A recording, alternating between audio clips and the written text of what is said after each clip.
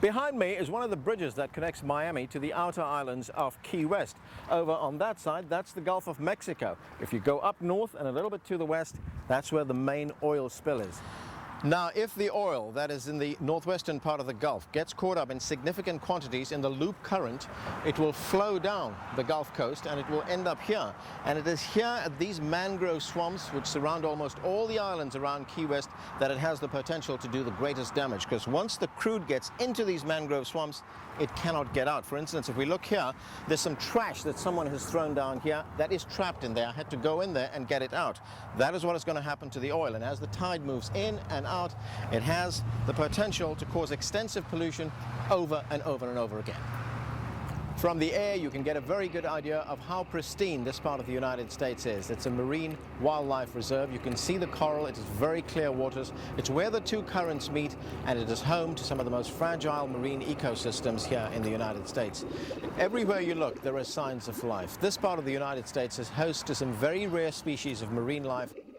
This is also a vital breeding ground for mammals like the sea turtle, as well as the manatee, which is an endangered species. Now, within minutes of arriving here, we've seen this little guy who's arrived over here. This is a sea slug, which I'm picking out of the water over here. And this is an organism that filters nutrient out of the water. Now, you can imagine what would happen if oil gets into these waters. That would be the end of this organism, and this is where the food chain begins. And if you look around me here there's seagrass, which is full of plankton.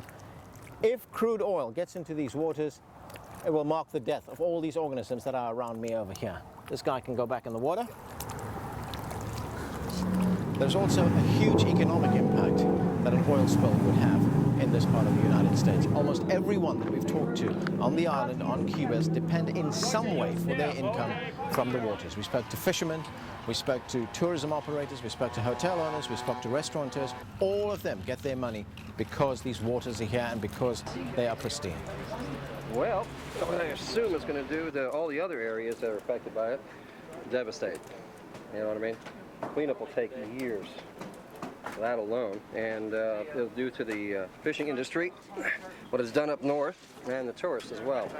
I mean, some of what we do here in Key West is mostly in the water, so it's going to affect it really bad.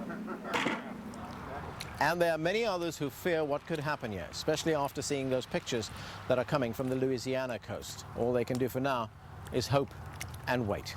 Arden Naidu, Al Jazeera in the Florida Keys.